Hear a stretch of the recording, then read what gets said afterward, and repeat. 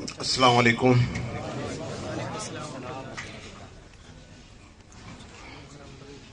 حضرات، ابھی میرے بارے میں کافی لمبی لقب سے نوازا جا رہا تھا.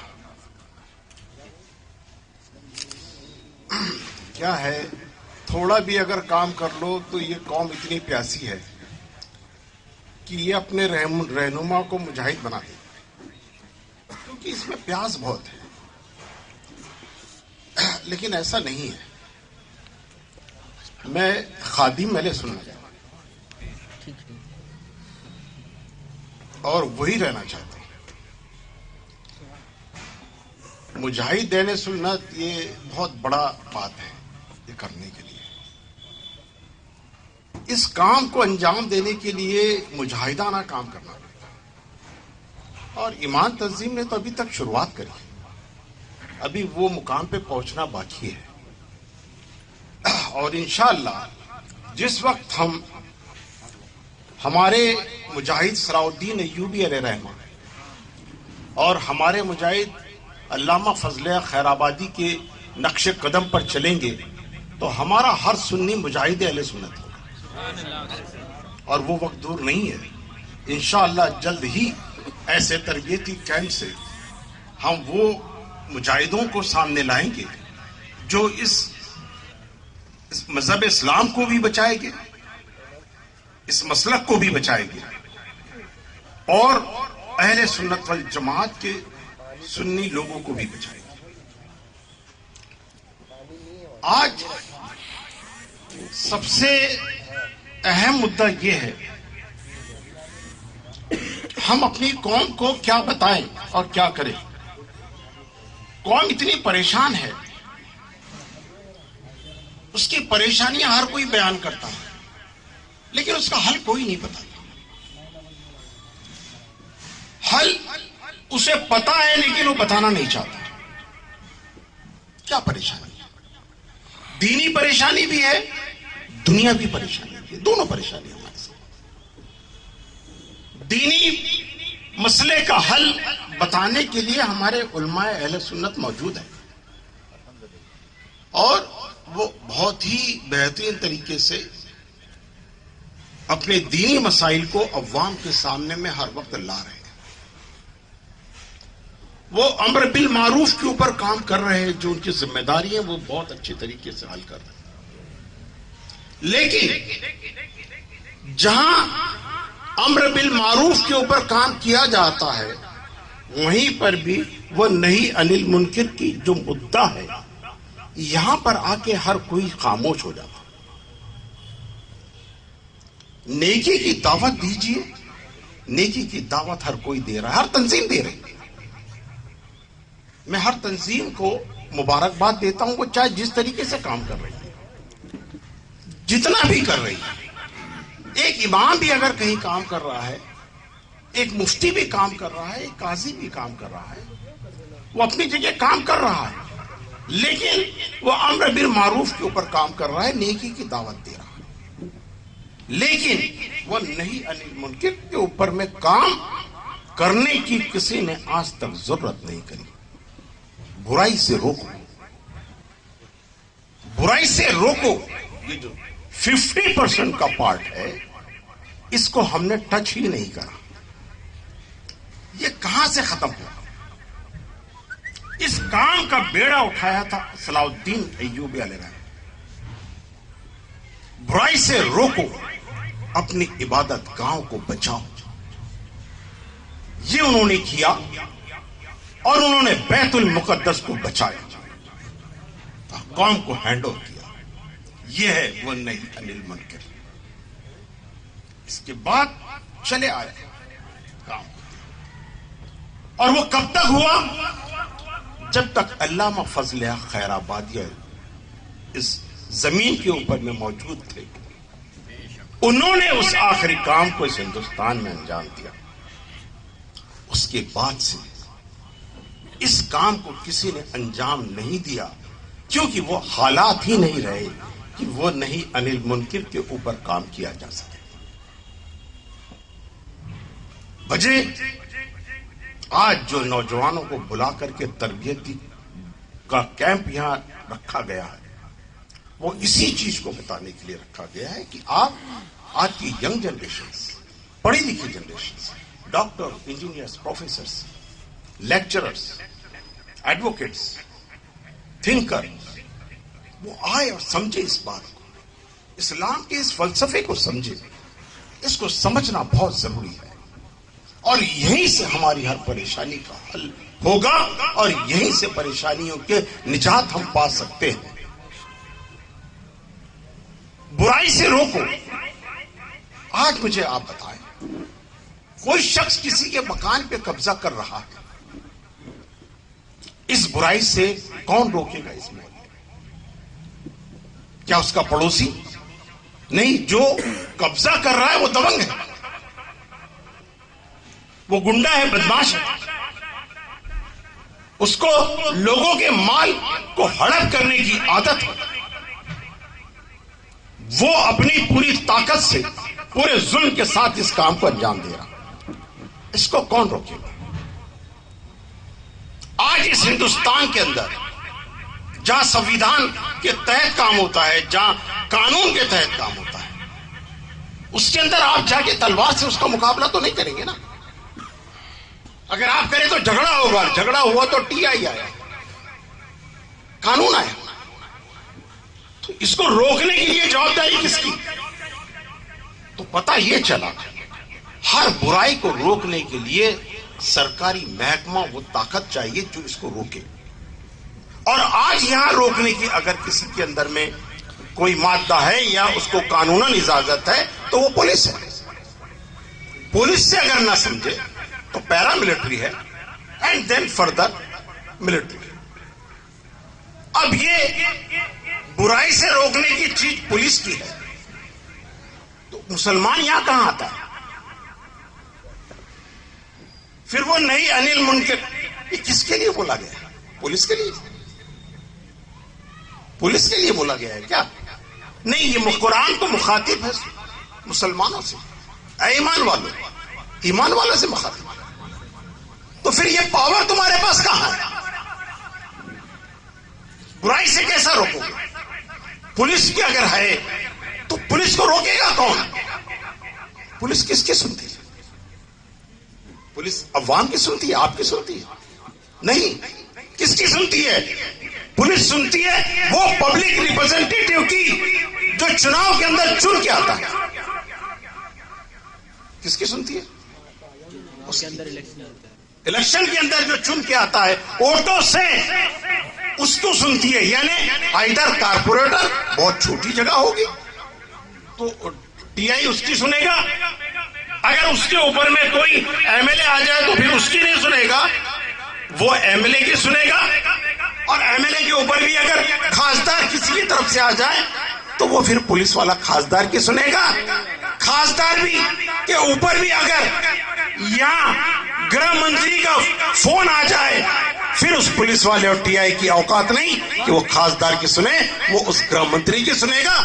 اور اس کے بھی اوپر اگر سی ایم کا فون آ جائے پھر کسی کی اوقات نہیں اسٹیٹ کے اندر میں وہ اس کی سنے گا.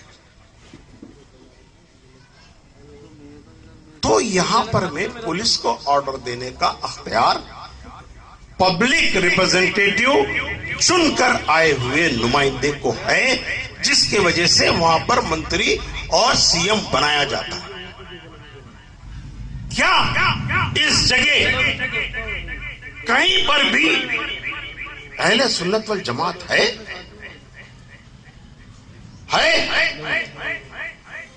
جواب ہے نہیں. تو پھر آپ برائی سے کیسے روک پاؤ گے؟ برائی سے کیسے بچ پاؤ گے؟ روکنا بھی ہے، بچنا بھی ہے. بچنے کے لیے آپ کو اس پولیٹیکل پاور کو لینا بہت ضروری ہے. نوجوانوں سمجھ لو بات کو، ورنہ کسی بھی احتجاج کے لیے کھڑے ہو جاؤ، آپ کو دنگا کرنے کے اندر میں جیل کے اندر میں گھسڑ دیا جائے گا. ابھی تک کوئی مائی کا لال نہیں ہے اس اندور کی سرزمین کے اوپر میں کہ اگر مسلمانوں کے اوپر میں کیسز لگا دی جائے تو وہ اس کو چھڑا کے لا سکتے.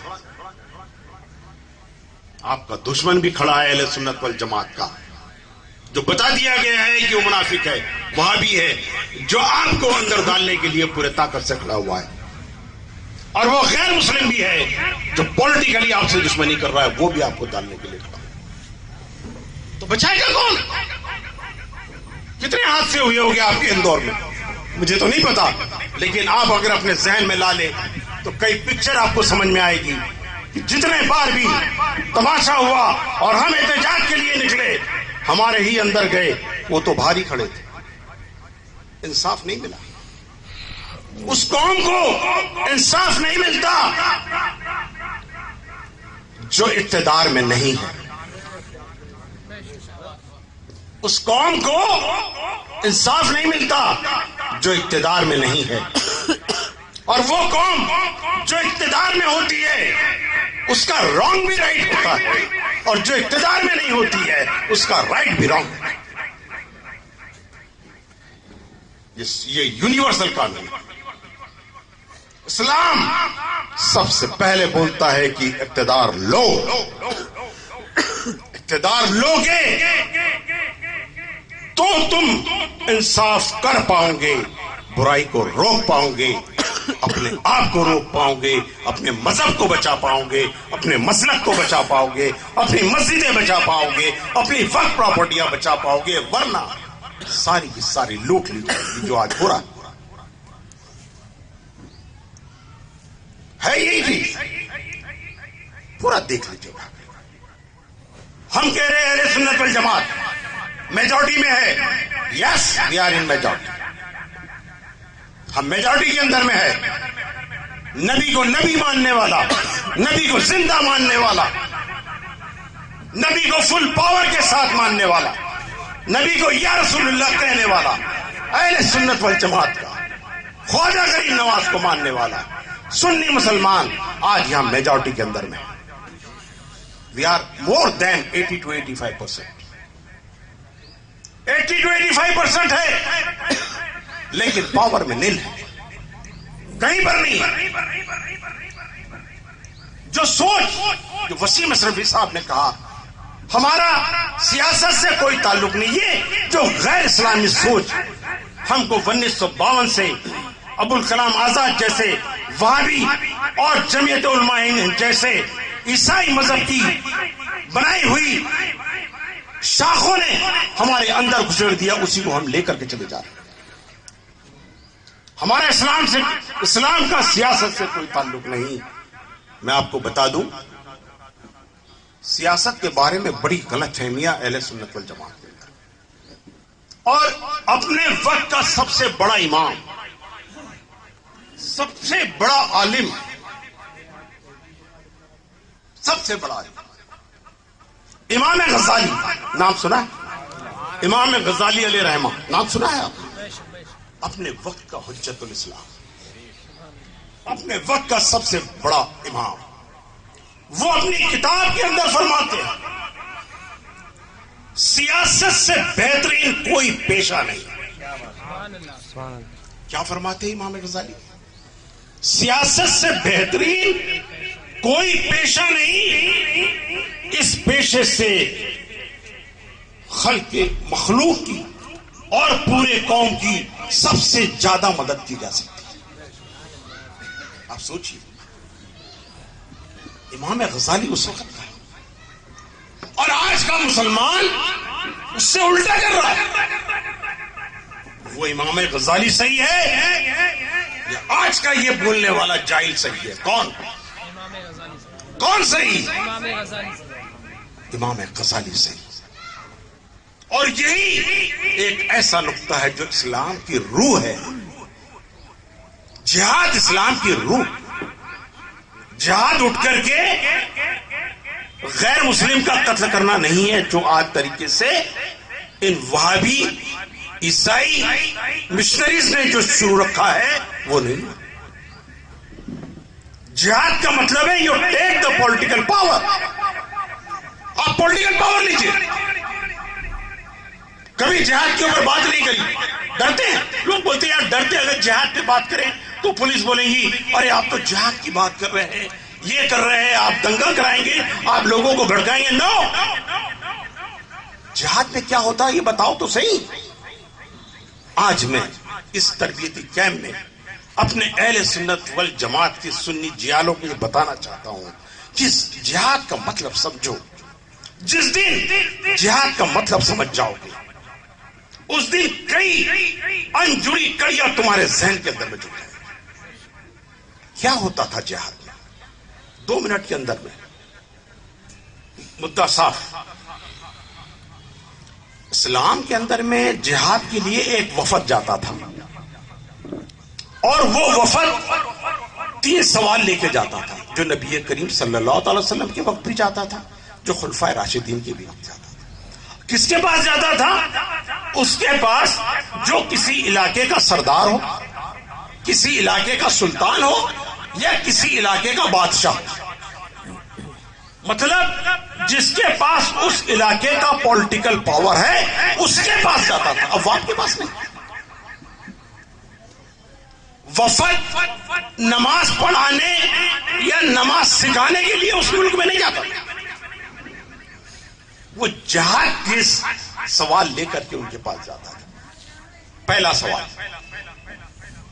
پہلا سوال یہ ہوتا تھا آپ اسلام قبول کریں. اس کے پاس 2 آپشن ہیں, یا تو وہ اسلام قبول کرے یا وہ نہ بولے. اگر وہ اسلام قبول کر لیا ٹھیک ہے, آپ ہمارے اسلامی کنٹری کے اندر میں آپ کا بالکل خیر مقدم ہے, آپ ہمارے ساتھ ہیں, کوئی پرابلم نہیں. لیکن اگر اس بادشاہ نے بولا نہیں میں اسلام قبول نہیں کرتا تو تلوار نہیں اٹھے گی. تلوار نہیں اٹھے گی, کوئی بات نہیں, ٹھیک ہے کوئی بات نہیں, آپ اسلام قبول نہیں کر رہے, اوکے دیٹس آل. یہ سیکنڈ سوال ہے ہمارا. تو وہ لکھا سیکنڈ سوال کیا ہے؟ آپ ہم کو ٹیکس دیں گے. کیا دیں گے؟ ٹیکس. ٹیکس کس کو دیا جاتا ہے؟ ہم یہاں ٹیکس کس کو دیتے ہیں؟ لوکل جس کے پاس پولیٹیکل پاور ہے وہ کارپوریشن کو دیتے ہیں. اسٹیٹ کا جس کے پاس اسٹیٹ کا پولیٹیکل پاور ہے اس گورنمنٹ کو دیتے ہیں, اور سینٹرل کا جس کے پاس پولیٹیکل پاور ہے اس کو دیتے ہیں. آپ ہمیں ٹیکس دیجئے.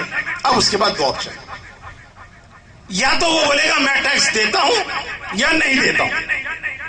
اگر اس نے بولا میں ٹیکس دیتا ہوں, اوکے آپ یہاں کے بادشاہ ہیں, سلطان ہیں, آپ سلطان رہیے, آپ ہم کو ٹیکس دے دیں, آرام سے آپ کا راج چلائیے.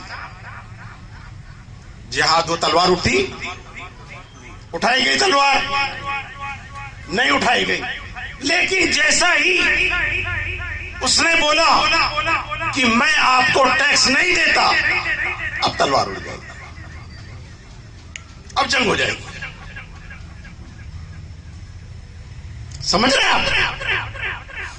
اسلام قبول نہیں کر رہا اس لیے تلوار نہیں اٹھ رہی ہے. پولیٹیکل پاور ہم کو ایکسپٹ نہیں کر رہا اس لیے تلوار اٹھ رہی. سمجھ رہے؟ جہاد کا مطلب پولیٹیکل پاور لینا. آپ نے اگر پولیٹیکل پاور ہم کو ایکسپٹ کر لیا, آپ نے ٹیکس دے دیا, آپ ہمارے ماتحت ہیں. کیونکہ ٹیکس کس کو دیا جاتا ہے؟ جس کا پولیٹیکل پاور ہو.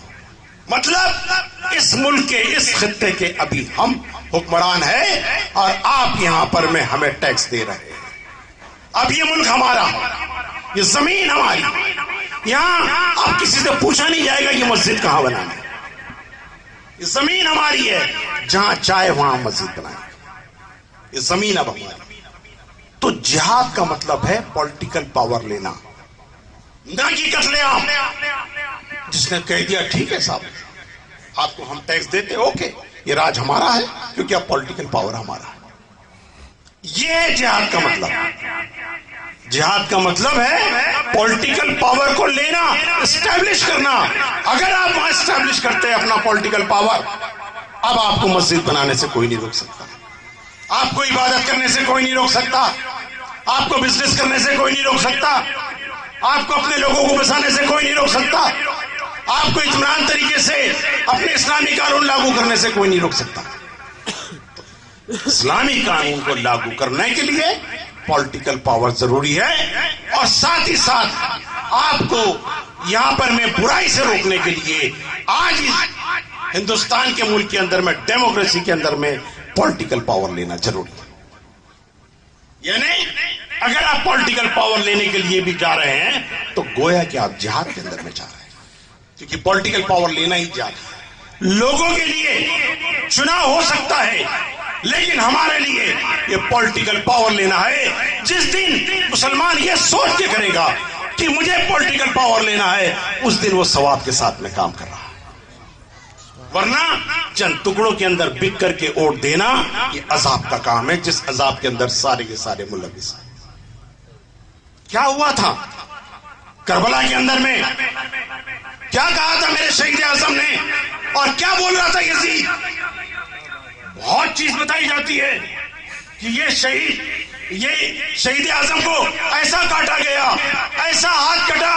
نہیں, شہید کیسا کٹا اس پہ بیان بازی نہیں ہوتی. شہید کیوں کٹا اس کے اوپر بیان بازی.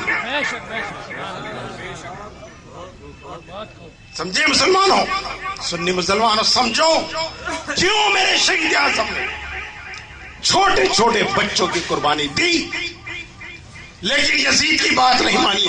کیا بول رہا تھا یزید؟ کیا بول رہا تھا؟ کیا مانگ رہا تھا؟ ایک چیز, آپ میرے ہاتھ پہ بیعت کر لیں. بیعت مطلب کیا؟ یہ ایسا لفظ ہے, آپ کتنی بھی تقریریں محرم میں سنی ہوں گے تو کوئی بھی عالم بیعت بول کر کے نکل جاتا ہے, بتاتا نہیں. اس جگہ نہیں رکتا ہو, باقی سب جگہ رکے گا. پانی روک دیا گیا, چھاگل تھی, یہ ہاتھ کٹا, ادھر میں لیا, یہ ہاتھ کٹا, منہ میں لیا, لیکن بیعت کیا تھی یہ نہیں بتایا. یہی مین ہے, یہی کربلا کا مین مدعا ہے. بیعت کیا تھی اور میرے شہید اعظم نے نہیں کیوں بولا؟ بیعت یہ تھی اس وقت کا پولیٹیکل سسٹم کہ اس وقت کے ذمہ دار آ کر کے جو امیر بنتا تھا یا جو حکمران بنتا تھا اس کے ہاتھ پہ ہاتھ رکھ کے بولتے تھے ہم نے آپ کو حکمران تسلیم کر لیا. کیا بولا جاتا تھا؟ ہم نے آپ کو حکمران یعنی امیر المومنین تسلیم کر لیا, یعنی ہم نے اپنے آپ کو حکمرانی کرنے کے لیے سمتی دے دی. گویا کہ آج کے اعتبار سے ہم نے آپ کو حکمران بننے کے لیے اپنا ووٹ دے دیا. آئی سمجھ میں؟ ہم نے حکمرانی کرنے کے لیے اپنی سمتی دے دی, یعنی آج جس طریقے سے سسٹم چلتا ہے ہم نے آپ کو ووٹ دے دیا, یعنی آپ کو حکمرانی بنانے کے لیے ہم نے اپنی سمتی دے دی. اس نے کہا آپ بیعت کر لیجئے. میرے شہید اعظم نے کہا نہیں, تیرے جیسے ظالم, تیرے جیسے مکار, تیرے جیسے شرابی, تیرے جیسے دھوکے باز شخص کے ہاتھ میں بیعت نہیں کی جا سکتی, ووٹ نہیں دیا جا سکتا, حکمران نہیں مانا جا سکتا. بنائی پورے طاقت کے ساتھ ہم اپنے پورے خاندان کی قربانی دیں گے, لیکن تیرے ہاتھ پہ بیعت نہیں کریں گے. نعرہ تکبیر, اللہ اکبر, نعرہ تکبیر, اللہ اکبر, سنی یوتھ ونگ زندہ باد, ایمان تنظیم زندہ باد, قائد اعظم زندہ باد. یہ اذان ہو رہی ہے, ہو رہی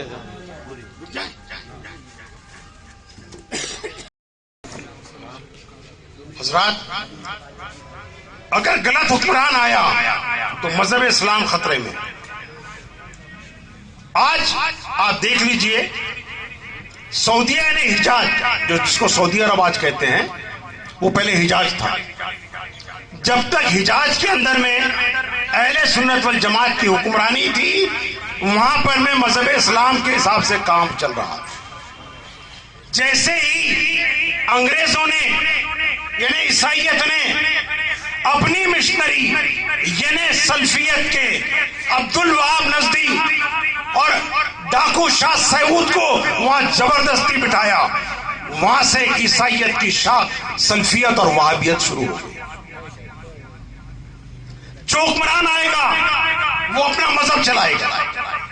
آج سعودیہ کے اندر عیسائیت یعنی وہابیت کا مذہب چل رہا ہے. جب تک نہیں تھا تب تک اسلام مذہب چل رہا تھا. آج عیسائیت کا وہابیت اور سلفیت مذہب چل رہا ہے. تو جو حکمران ہوگا اس کا مذہب چلے گا. تو وہاں چاہے وہ ڈکٹیٹر بن کر کے آئے, چاہے وہ چن کر کے آئے, اگر چن کے آنے میں آپ کی بھاگیداری ہے تو آپ صحیح ڈھنگ سے لائیے, ورنہ آپ کا قتل عام طے ہے. قتل عام کیوں طے ہے یہ بھی دیکھو, یہ بھی آپ نے دیکھا ہوگا. آپ ہر روز ٹی وی کے اوپر آپ لوگ بور تو نہیں ہو رہے؟ میں 15 منٹ میں ختم کروں گا اس کو. آج سیریا کی حالات آپ کو پتا ہے. سیریا کے اندر سے مسلمانوں کا پلائن ہو رہا ہے. یہ سیریا وہ ملک ہے جہاں پر میں 82% یا 85% اہل سنت والجماعت. سیریا اہل شام, 11% علوی شیعہ. یہ جو ابھی وہاں کا جو ڈکٹیٹر بیٹھا ہے وہ علوی یعنی شیعہ, سمجھ رہے؟ اور وہ بھی اس کے باپ نے قبضہ کر لیا تھا وہ بیٹا, اس کے بعد اس نے ایک دن میں 20,000 سنی مسلمان کو قتل عام کر دیا. اور اب اپنا راج قائم کیا تھا, ون پارٹی, ہم جس کو ٹکٹ دیں گے وہی چنے کے آئے گا, ختم, دوسرا کوئی ہے ہی نہیں لڑنے والا. یہ ڈیموکریسی, یہ شیعوں کا تماشا. جب اس شام ملک کے اندر میں سنی مسلمانوں نے مخالفت شروع کری کہ بھئی کیسا, ہم 85% مسلمان ہیں, سنی مسلمان ہیں, اور تم 11% ہو, تم نے اپنی ملٹری کے اندر سارے شیعوں کو رکھ لیا, ہمارے کو نوکری بھی نہیں, نوکری پورے تمہارے شیعوں کو, کیونکہ پاور تمہارے پاس. آج کس کے پاس پاور ہے ہندوستان کے اندر؟ اسی کا آدمی تو نوکری پہ جائے گا نا, جس کا پاور وہ نوکری میں, تمہارے کو نہیں. تو وہاں پر میں جب اٹھا تو وہاں کے سنی مسلمانوں نے مخالفت شروع کری, تو اس نے ملٹری سے دبانا شروع کیا. اب لڑائی چل رہی تھی سنیوں کی اور اس 10 سے 11% علوی شیعہ کی. وہاں پر میں سعودیہ نے زبردستی سلفیوں کو بھیجا ہتھیار لے کر, جو آج ISIS کے نام سے. پہلے وہاں پر میں ایک چیز یہ ہوئی, سنیوں کو یہ بولا وہاں کے سنی عالموں نے, دیکھو عالموں کی کیسی غلطی ہوتی ہے. اعلی حضرت کی وصیت کو نہیں ماننے کا انجام شام میں سنیے آپ. اعلی حضرت یہ مجدد ہے, یہ پورے دنیا کے لیے, ہندوستان کے لیے نہیں. ان کی وصیت پورے دنیا کے لیے, صرف ہندوستان یا بریلی کے لیے نہیں. میرے اعلی حضرت نے فرمایا جو بھی پولیٹیکل پاور یا تنظیم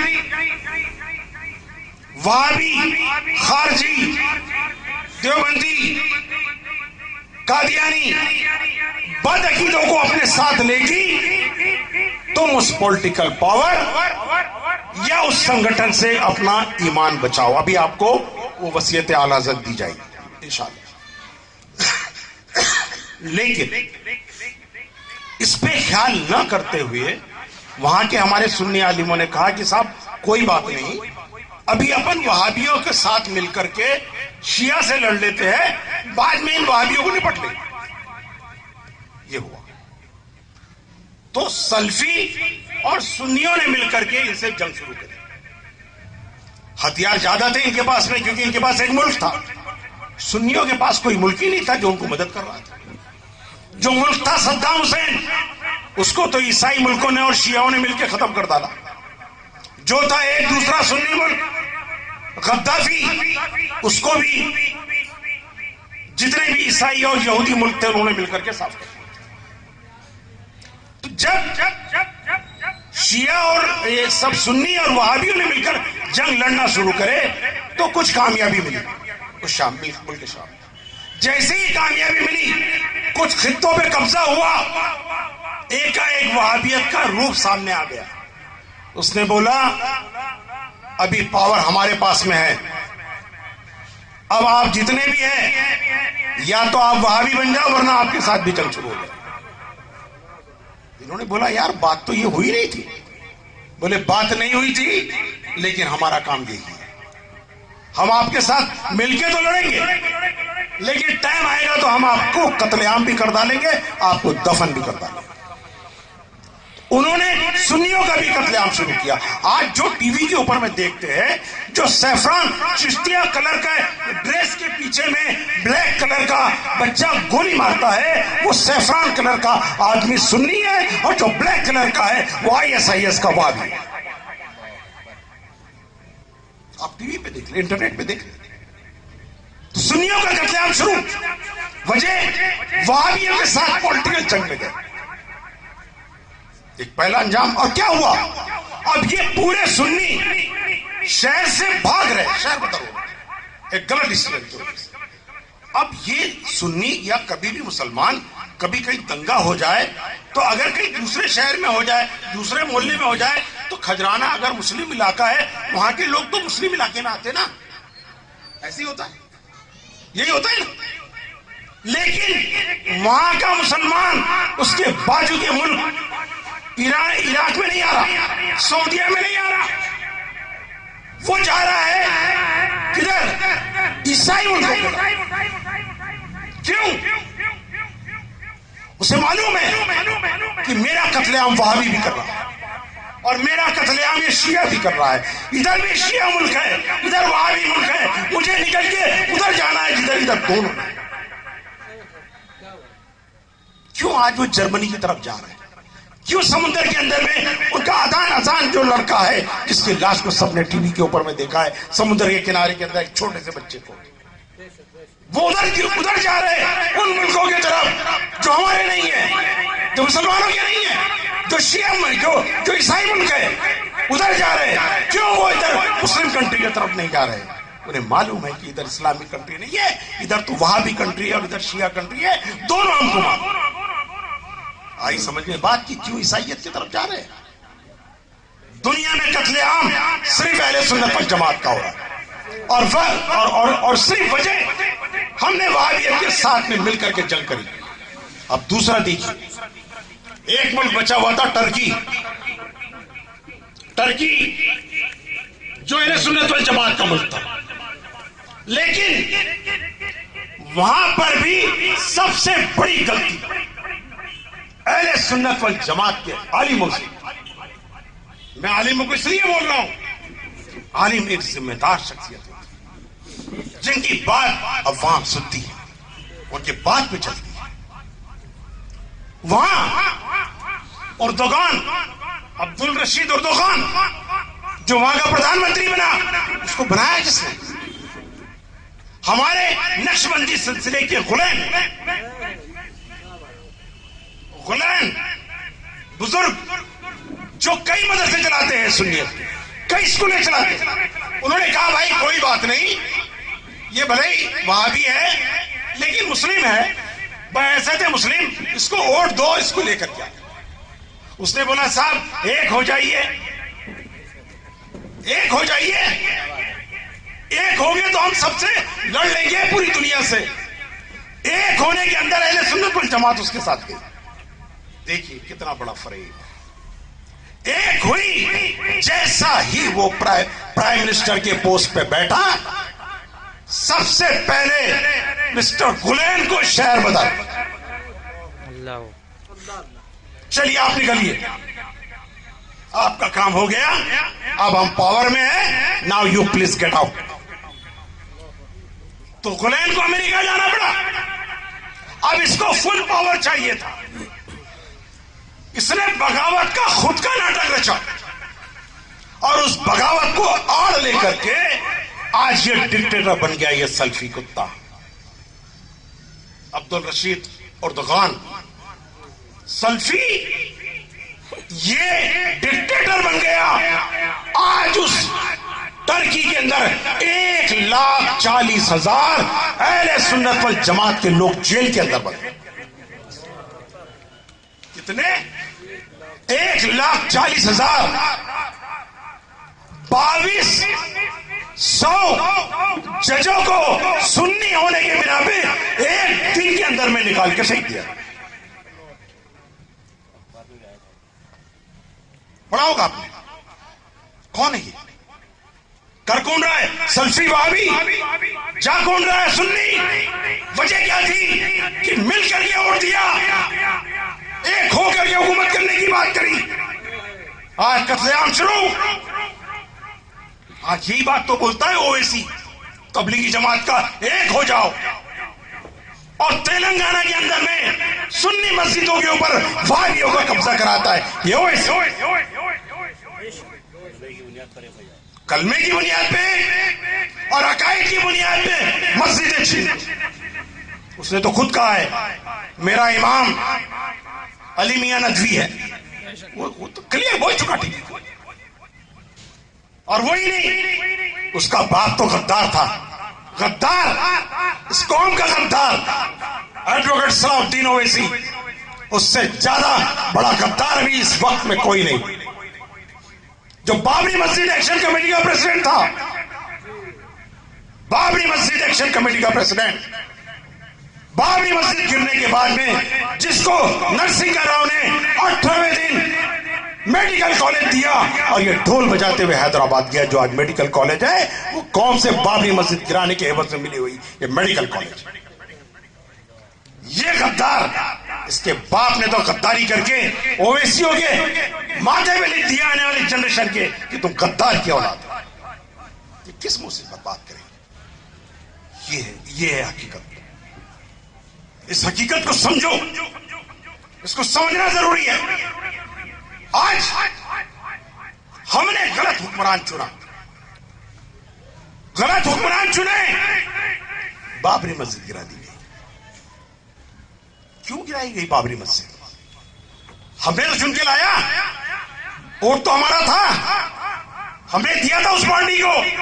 मैं पार्टी का नाम नहीं लेना चाहता क्योंकि मैं किसी पार्टीबाजी के अंदर में नहीं पढ़ना चाहता, लेकिन जिस प्रधानमंत्री ने गिराया कौन सी पार्टी का था आप बेहतर जानते हो।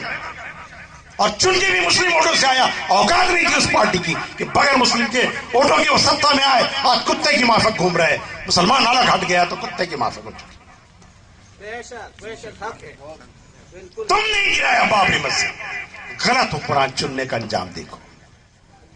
गलत हुक्मरान को मुख्यमंत्री का बनाने का अंजाम मध्य प्रदेश में, जहां धार की जामा मस्जिद में साल में एक बार पूजा होती थी, उसने यहां पे हर मंगलवार को पूजा करवा दी। क्या मैं गलत बोल रहा हूं? किसने चुना के लाया?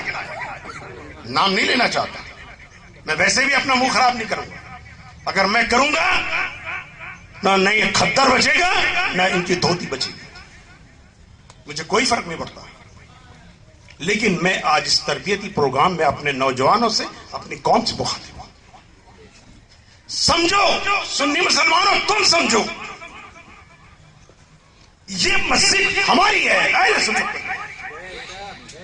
किसी के बाप की नहीं है। हिंदुस्तान हमारा है। 700 से 800 साल तक हमने राज किया है यहां।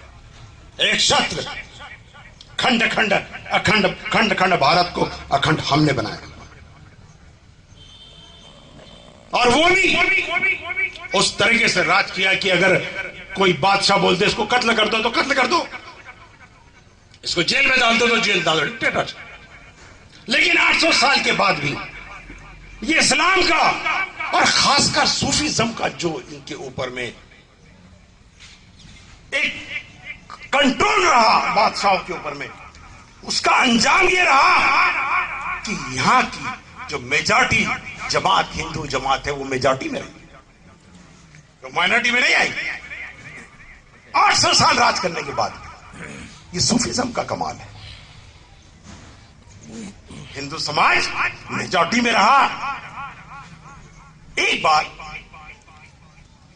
एक प्रेस कॉन्फ्रेंस चल रही थी, उस वक्त हमारे सुदर्शन जी आरएसएस के प्रमुख थे, उन्होंने एक स्टेटमेंट निकाला था कि हिंदुओं को अपने बच्चे ज्यादा पैदा करना चाहिए। ये उनका स्टेटमेंट आया था, आप लोगों ने भी सुना होगा। वो बहुत बड़े लिटरेट है, बहुत बड़ी एक संगठन के وہ ایک لیڈر ہے, اوکے, ہم ان کی عزت کرتے ہیں کیونکہ وہ ایک سنگٹھن کے لیڈر ہیں. انہوں نے کہا کہ نہیں, ہندوؤں کو اب بچے پیدا کرنا چاہیے کیونکہ وہ مائنورٹیز میں آ گئے. اوکے, ان کا آبزرویشن رہا ہوگا, انہوں نے بولا. مجھے پریس کانفرنس کے اندر ایک ہمارے دبے جی ہیں ناگپور کے اندر میں, نو بھارت کے, انہوں نے یہ سوال کر دیا. بات دوسری تھی پریس کانفرنس میں, انہوں نے بولا حمید صاحب ابھی سدرشن جی نے جو بولا ہے کہ ہندو سماج کو اپنے بچے زیادہ پیدا کرنا چاہیے, آپ کا کیا ریئیکشن ہے؟ ہم نے بولا یار ہم تو بات کر رہے دوسری, کہ تم کون سا سوال اٹھائے, لیکن پترکار ہے, ان کا رائٹ سے سوال کرنے کا, اور ہمارا کام ہے اگر آپ چاہے جواب دیں یا نہ دیں. ہم نے بولا یار سوال تو بہت اچھا ہے. ہم نے کہا ٹھیک ہے ہم جواب دیں گے. بولے آپ کا کیا ریئیکشن ہے؟ ہم نے کہا دیکھیے ہندو سماج کے سدرشن جی بہت بڑے نیتا ہے, تھنکر ہے, اگر انہوں نے کہا ہوگا تو بہت سوچ سمجھ کے کہا ہے, بہت سوچ سمجھ کے کہا ہے. اب میرے حساب سے یا تو سدرشن جی ہندو سماج کو ڈرا رہے ہیں یا وہ خود ڈر گئے. دو چیز ہوئی. کیا بولے؟ یا تو وہ ڈرا رہے ہیں یا ڈر گئے. اب سنیے, 1947 سے لے کر کے اس دن تک جب یہ پریس کانفرنس ہوئی تھی 60 سال کمپلیٹ ہو چکے تھے. میں نے کہا دیکھیے آج اس ہندوستان کے اندر 60 سال ہو گئے ہیں آزادی ہوئے, اور اس 60 سال کے اندر میں جتنے بھی پرائم منسٹر آئے اس میں زیادہ تر براہمن پرائم منسٹر ہیں. چاہے نہرو کو لے لیں, چاہے آپ نرسنگھ راؤ کو لے لیں, چاہے کسی کو بھی لے لیں, یہ چاہے شاستری جی کو لے لیں, یہ سب پرائم منسٹر براہمن رہے ہیں, اور میکسیمم ہندو رہے, مسلم ایک بھی نہیں رہا جن کے پاس پورا ایڈمنسٹریٹو پاور تھا.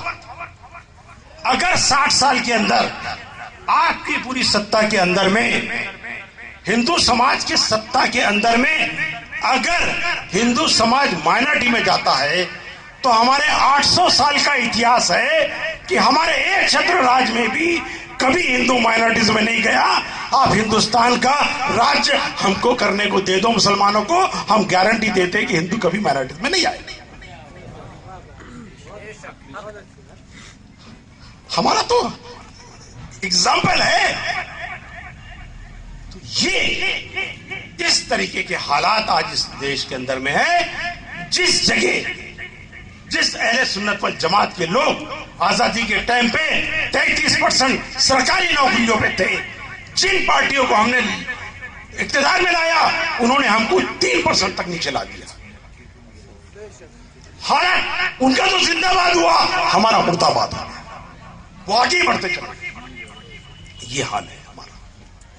تو اے نوجوانوں, آج حالات اتنے بدتر ہو گئے کہ فائنینشلی ہم ختم, سروس ختم, بزنس ختم کر دیے گئے, اور اب تو آپ ہماری عبادت گاہیں بھی لے رہے. اہل سنت والجماعت کی جو عبادت گاہیں وہ بھی نہیں. جب یہ عبادت گاہیں خطرے میں آئی ہم نے بولا نہیں, اب اس کو برداشت نہیں کیا جا سکتا.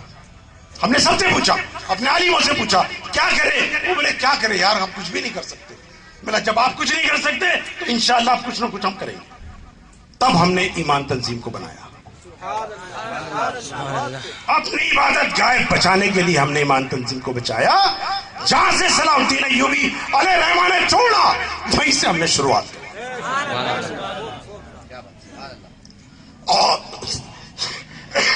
اور اہل سنت والجماعت کے لیے ینگ آرگنائزیشن بنایا سنی یوتھ. ینگ بالکل سامنے آؤ, ڈرنے کی ضرورت نہیں. آج اس ملک کے اندر جو آتنکواد پھیل رہا ہے وہ آتنکواد وہابی ہے, وہ سلفی ہے, وہ مودودی ہے, اس کا ہمارے سے کوئی تعلق نہیں. کیونکہ ان لوگوں کو ہمارے علماء حق نے پہلے ہی فتویٰ دے کے اسلام سے باہر کر دیا.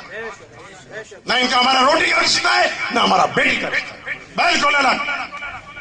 یہ مرتد ہے, اس کا اسلام سے کوئی تعلق نہیں. لیکن تمہارے ہاں کی غلط نیتیوں کی وجہ سے ہی ہماری مسجدوں پہ قابض ہوا, اور وہ ہم نہیں ہونے دیں گے. تمہاری غلط نیتیوں کی وجہ سے آج ان کا کارپوریٹر چن کے آ رہا ہے, اور وہ بات تو کرتا ہے مسلمان کی لیکن جب جھگڑے کی بات آتا تو وہی کارپوریٹر بولتا ہے ارے یار وہ تو اچھا کام کر رہے ہیں ان کو کرنے دینا. لیکن جب چناؤ کا ٹائم آتا ہے یار اپنے کو دیکھو غیر مسلم کو دیکھنے کا, اس لیے سب ایک ہو جاؤ. لیکن جب مسجد کا معاملہ آتا ہے, سنی وہابی کا بات آتا ہے, یہی کارپوریٹر اٹھا کر کے اپنے مسلک کے اوپر کھڑے ہو جاتا ہے. اس لیے سنی مسلمانوں وصیت اعلیٰ حضرت کے عمل کے مطابق آنے والے چناؤ میں کسی بھی وہابی کو ووٹ نہیں دیا جائے گا, کسی بھی وہابی کو ووٹ نہیں دیا جائے گا, ورنہ قتل عام طے ہے, تمہاری مسجد جانا طے ہے. جو سیریا میں ہوا, جو آج ہندوستان کے اندر ہو رہا ہے, اور آپ کے یہاں بھی کئی مسجدیں چلی گئی, کئی مسجدیں چلی گئی. ایک قاضی صاحب کا واقعہ بتاتا ہوں. ہم لوگ بولتے ہیں یار کچھ ہوا تو چلیے قاضی صاحب کے پاس چلیے, چلیے مفتی صاحب کے پاس چلیے, یہ کچھ کریں گے. کیا مفتی اور قاضی صاحب کچھ کر پاتے ہیں؟ ابھی تک کیا؟ میرے یہاں تو نہیں کیا. آپ کیا کیا ہو تو بات الگ ہے. گڈ,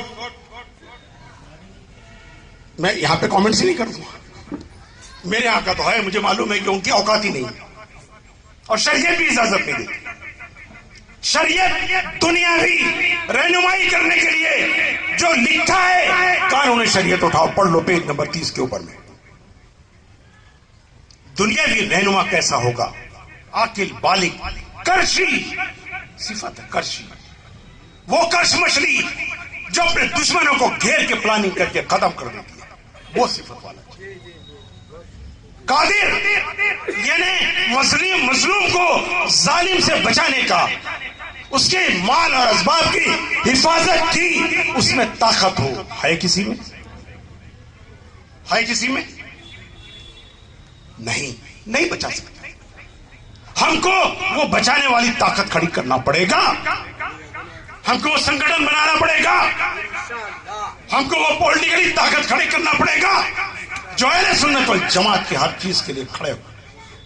وہ نہیں کہ جو اہل سنت والجماعت کے لیے وقت آئے تو الٹا کر کے کھڑے ہو ہمارے دشمن کی طرح. نہیں, ہمیں اپنا کارپوریٹر چنا کے لانا پڑے گا, ہمیں اپنا آمدار چنا کے لانا پڑے گا. اور کوئی بڑی بات نہیں ہے مسلمانوں, یہ ڈیموکریسی ہے. یہاں پر میں جب 8% یادو اتر پردیش کے اندر مکھیہ منتری بن سکتا ہے, 8% سمپل, تو کیا 22% یو پی کا مسلمان سی ایم نہیں بن سکتا؟ ابے تھوکنے لائق ہو گئے ہو. کیا ہے, شرم کی بات ہے. تم کو غیر قائد لگتا ہے. وہ قائد آیا, اس نے اپنے پورے برادری کے پی آئی ہے آفیسر سب اس کو مال غنیمت بانٹنے کا اختیار اس کے پاس. ووٹ ہمارا بانٹ رہا ہے وہ, ہم کھڑے ہیں اس کے سامنے میں دے دان چھوٹے گران. ابے اتنے سالوں سے بٹروں کا گران نہیں چھوٹا, تمہارا چھوٹنے والا ہے. بھیک منگا دھندا بند کرو, خود اقتدار میں آؤ اور اپنا حق لو. دنیا کی کوئی طاقت تم کو نہیں روک سکتی. انہوں نے اسلامی فلسفے کو سمجھا, اپنی پولیٹیکل پارٹی بنائی, آ گیا, اپنی ہر چیز بچائی. آج ابھی بھی کچھ لگو یاد ہو گئی یار شریفت. کیا یہ نوجوان آج بھی کسی کے پیچھے چلنے کو تیار ہے؟ یہ اپنے پیر پہ کھڑے ہونے کو تیار نہیں؟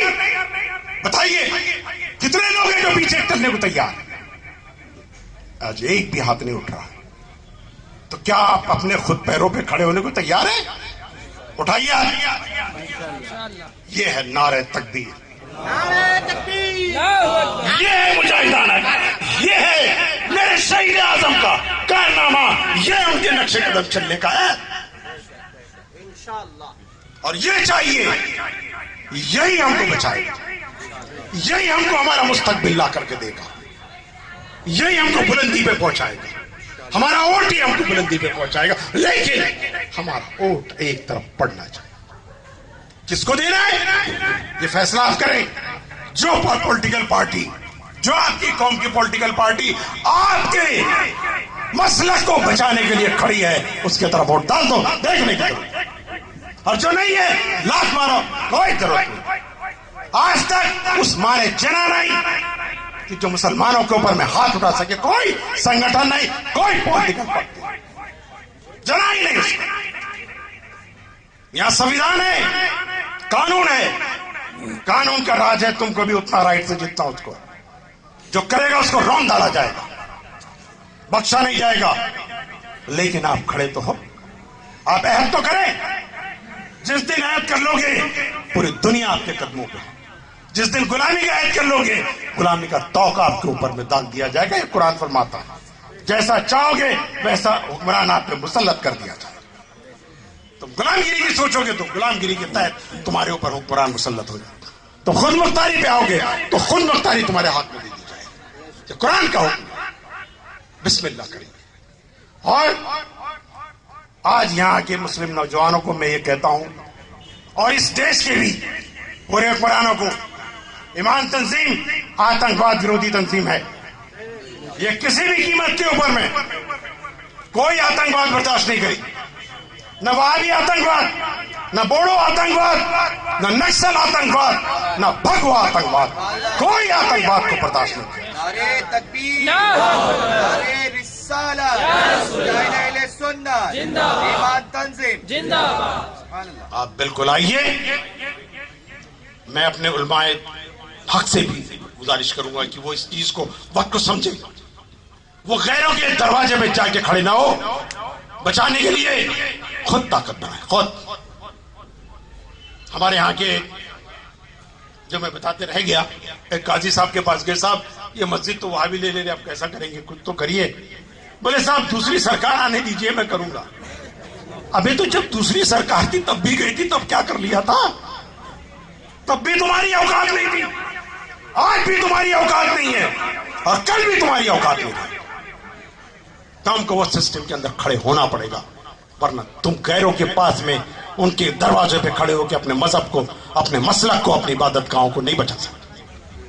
تم خود ہی بچا سکتے ہو, تم کو ضرورت نہیں ہے کسی. تم کھڑے تو ہو, ایک تو کرو. جب دلت اپنے اس کو بچا سکتا ہے تو میں سنی کیوں نہیں بچا سکتا؟ آدیواسی بچا سکتا ہے تو میں کیوں نہیں بچا سکتا؟ جب ایک یادو بچا سکتا ہے اپنے آپ کو تو میں سنی کیوں نہیں بچا سکتا؟ جب وہابیوں کی اپنی پولیٹیکل پارٹی MIM, UDF اگر وہ کھڑی ہو کر کے اپنے وہابیوں کے لیے بچا سکتی ہے تو اہل سنت والجماعت کا لوگ کیوں نہیں بچا سکتے؟ بالکل بچا سکتا ہے.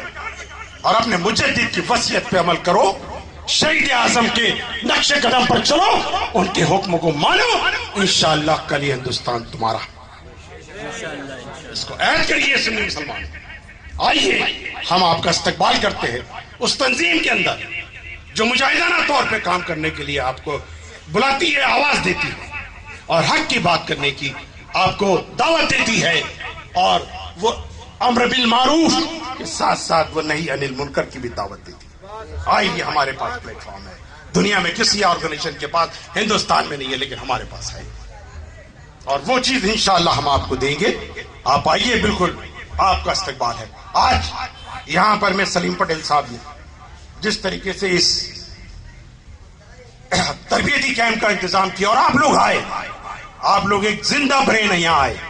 یہ مردہ بین نہیں, مردہ بہاؤ کے ساتھ بہتا ہے, زندہ بہاؤ کے ساتھ نہیں بہتا. آپ نے کبھی ندی میں لاش دیکھا ہوگا, بہاؤ کے ساتھ لاش بہتی ہے. دھارا تیز ہے تو تیز بہے گا, کم ہے تو رک جائے گا. مردہ بہتا ہے. اور مسلمان, اور سنی مسلمان, خواجہ غریب نواز کو ماننے والا, غوث پاک کو ماننے والا, یہ زندہ قوم ہے, مردہ نہیں. یہ اپنا راستہ خود نکالتی ہے, ہر دور میں نکالی ہے, انشاءاللہ اس دور میں بھی نکالے گی. اتنا ہی کہتے ہوئے میں اپنے 2 لفظ ختم کرتا ہوں. اگر میرے کچھ کہنے میں یا کچھ بولنے میں اگر کہیں کوئی غلطی یا کچھ ہو چکا ہو تو میں اپنے علماء دین کے سامنے میں توبہ کرتا ہوں, اور آپ لوگوں سے گزارش کرتا ہوں کہ آئیے اور اس کارواں کے اندر میں جڑیے. السلام علیکم.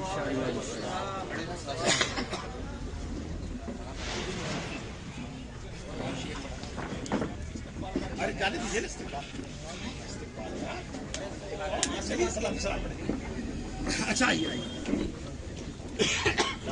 2 منٹ کا وقفہ بس, اس کے بعد نماز کے لیے چلیں گے.